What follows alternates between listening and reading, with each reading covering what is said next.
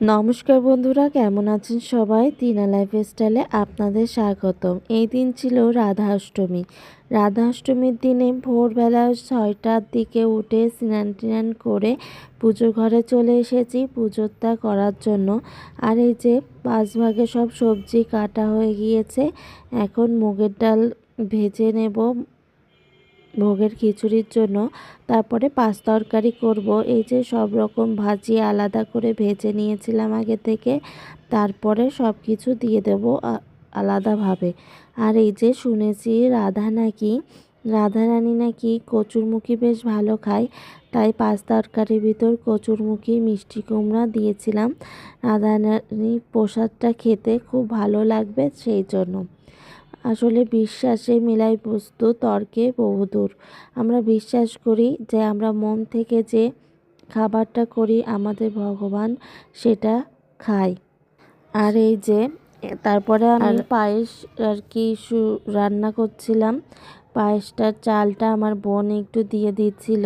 আমার বোনও চলে এসেছে, আমি আসার একটু পরেই চলে এসেছে। ও এসে তালের বড়া আর খিচুড়িটা উঠাই দিয়েছিল, আর আমি পাঁচ তরকারি আর পায়েসটা করেছিলাম। আর ও এসে তালের বড়া, পায়েস, খিচুড়ি, 5 রকম ভাজা এগুলো সব ভাজছিল। আর এই যে প্রসাদের সময় আর কি প্রসাদের এই খিচুড়িটা আর মানে ভগবানের নামে যে জিনিসটাই করা হয় সেইটাই একটা অমৃত স্বাদ লাগে। এইটা কিন্তু আমরা খাবারটা টেস্ট করে দেখি না, তাও কিন্তু যে সব কিছু পারফেক্ট হয়, ঠিক কি না বলেন? আর এই যে আমার পায়েসটাও প্রায় রেডি হয়ে যাচ্ছে। তারপরে আমি পায়েসটা আর কি বাটিতে ঢালবো বলে চুলটা বেঁধে নিয়ে পায়েসটা আর কি বাটিতে করে ভগবানের উদ্দেশ্যে আর কি বাটিতে ঢেলে নিচ্ছিলাম। আমাদের পাশে যে মন্দিরটা সেইটাও আর কি আমি আলাদা করে একটা প্লেটে সাজিয়ে মন্দিরে পাঠিয়েছিলাম। মন্দিরেও তো রাধারানীর পুজো হচ্ছিল, তাই ভাবলাম মন্দিরেও একটা প্লেটে সাজিয়ে দিই ভগবানের উদ্দেশ্যে। এই যে আমি বাটিতে করে সব ঢেলে নিচ্ছি। আমার বোন এদিকে আর কি মালপোয়াগুলো ভাজছে। রাধারানী মালপোয়া ভালো খায়, শুনেছি আতা ফলটা ভালো খায়, কিন্তু আতা ফলটা পাইনি। আর 5 রকম ফল দিয়েছিলাম। তারপরে আমি ওইদিকে সব রেডি করে এসে ভগবানদের স্নান করিয়ে নিয়ে রেডি করাচ্ছিলাম। এই যে আমাদের বাড়ির নারগোপালটাকে আর কি রেডি করে দিচ্ছি আস্তে আস্তে। ভগবান সবাইকেই আর কি রেডি করিয়ে দেব স্নান করিয়ে। এই যে শিব ঠাকুরকেও স্নান করিয়ে দিয়েছিলাম। তারপরে রাধাকৃষ্ণ, লক্ষ্মী সবাইকেই আস্তে আস্তে করে স্নান করিয়ে দিয়েছি। আর এই যে রাধাকৃষ্ণের আমাদের সিংহাসনের মূর্তি আছে, স্নান করিয়ে দিলাম।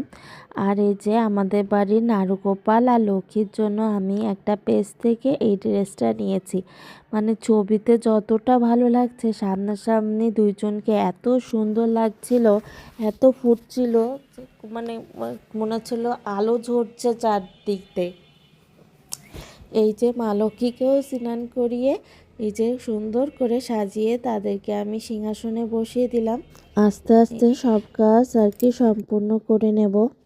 বোন এইবার তালের বড়াগুলো ভেজে নিচ্ছে, এরপরে আর কি বাকি সব ভাজা ওই পাশে বসিয়ে দেবে।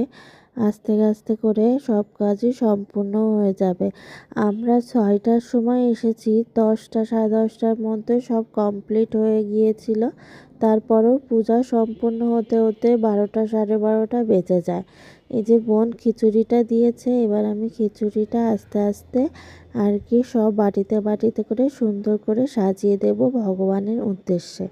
এই যে আমি মন্দিরের প্লেটটা সাজিয়ে দিলাম, তারপরে আমাদের ঘরের বৃন্দাবনে আর কি সব কিছু সুন্দর করে সাজিয়ে আমি একটু পরেই পূজায় বসবো।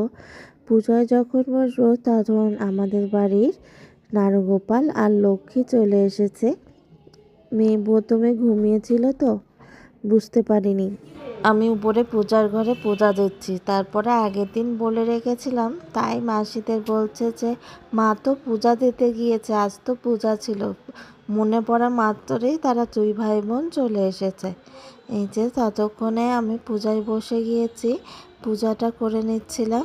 পূজাটা ভালোভাবে সম্পন্ন করে এই যে আমার বোনকে আর আমার মেয়েকে বসিয়ে দিলাম প্রসাদ খাওয়ার জন্য।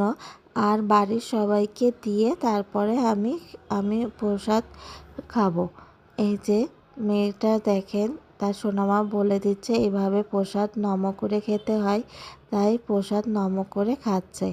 আর মেয়েটা এত দুষ্টু হয়েছে যে ওর মায়ের হাতের সব রান্নাই ও ভালো খায়, কিন্তু ওর সোনামার হাতের রান্নাও কিন্তু ও ভালো খায়, কিন্তু ও সোনামার সাথে দুষ্টুমি করে।